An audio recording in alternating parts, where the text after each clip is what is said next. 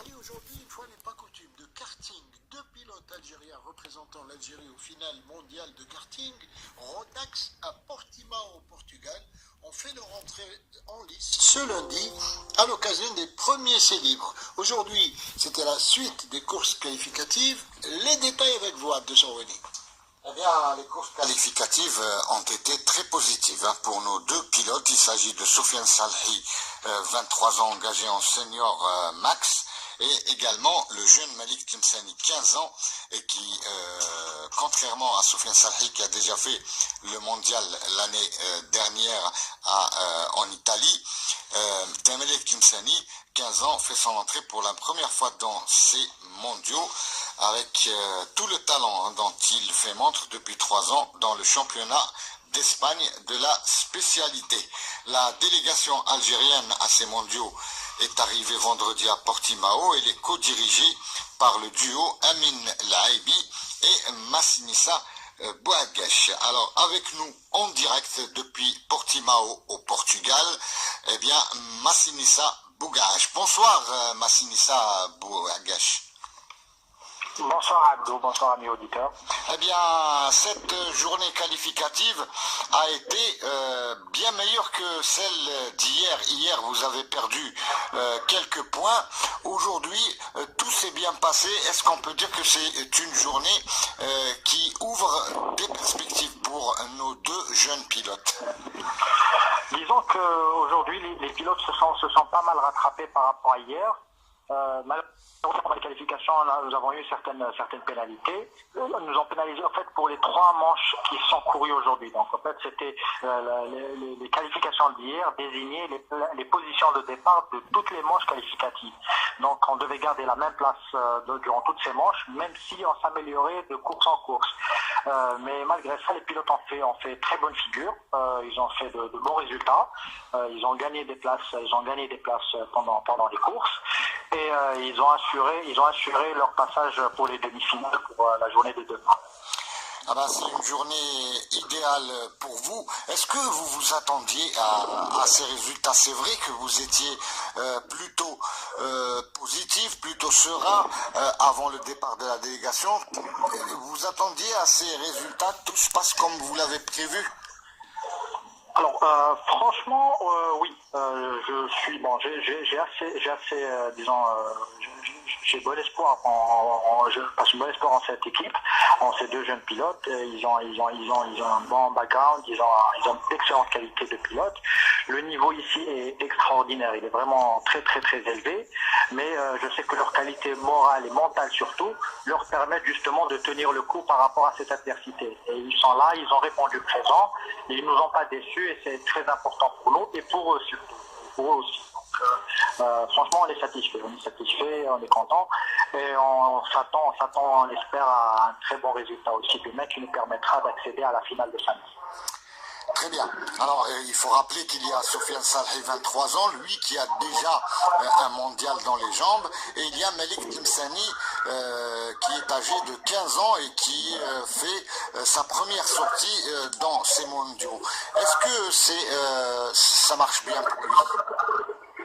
Alors, Soufiane Salhi a pris ses repères déjà l'année dernière justement, donc il y a certaines erreurs qu'il avait commises il y a 1 an qu'il n'a pas refait cette année, et il s'est beaucoup amélioré du coup, et ça montre aussi son degré de maturité, et c'est très bien, et le jeune homme a été adopté par les journalistes ici sur place. Il impose un certain respect par son calme, par sa façon d'être, sa façon de se comporter avec ses concurrents. Son comportement en piste, son comportement dans le paddock est vraiment exemplaire. Et ceci a attiré la sympathie de tout le monde envers lui. Et il se sent vraiment chez lui ici. Quant à Malik Timsani, c'est sa première participation. Il prend ses repères, il a un bon coach qui aussi, donc Soufiane Salhi, c'est aussi son mentor ici un peu. Donc il lui donne des conseils par rapport à justement les erreurs à ne pas faire, les pièges parce que c'est des courses à pièges aussi, et les pièges à éviter. Donc jusque-là, les deux, disons, le duo fonctionne très bien, et on espère que ça va continuer jusqu'au bout. Alors Malik Tlemceni est avec vous, Massi. Est-ce qu'on peut l'avoir au téléphone et je vous reprends après? Ok, tout de suite. Salam alaikum. Malik, bonsoir. Bonsoir. Alors vous êtes arrivé vendredi à Portimao. Comment ça se passe jusqu'à aujourd'hui? Est-ce que vous pouvez nous dresser rapidement un petit résumé de tout ce qui s'est passé pour vous dans ces mondiaux? C'est nouveau pour vous. Ah, d'accord. Bah, ça va être un petit peu long. Donc, on a fait plein d'entraînements, plein de séances libres. En gros, on a fait 5 séances. La première séance, c'était la reconnaissance de piste.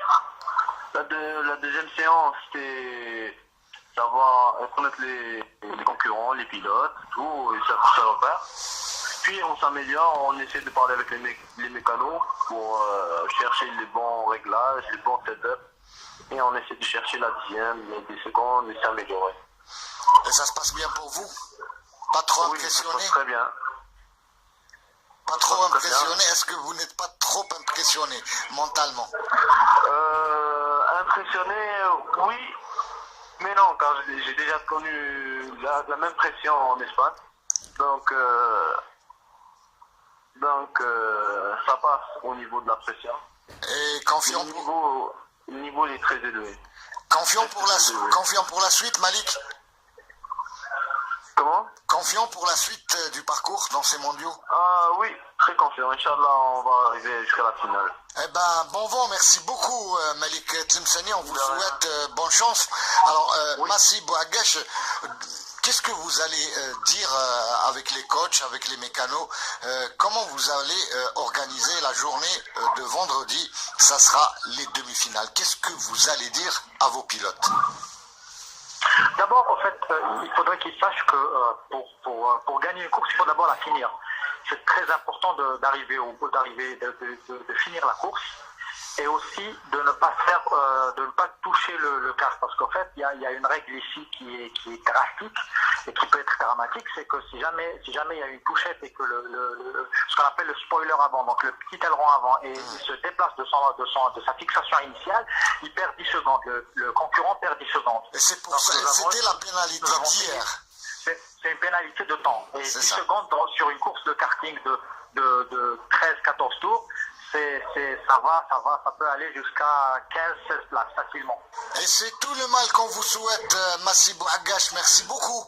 Merci à vous, Abdo. Eh bien, on vous retrouvera demain après les demi-finales, même lieu et même endroit. Avec plaisir. Merci beaucoup, bonne soirée. Voilà, donc c'était Massini Sabou.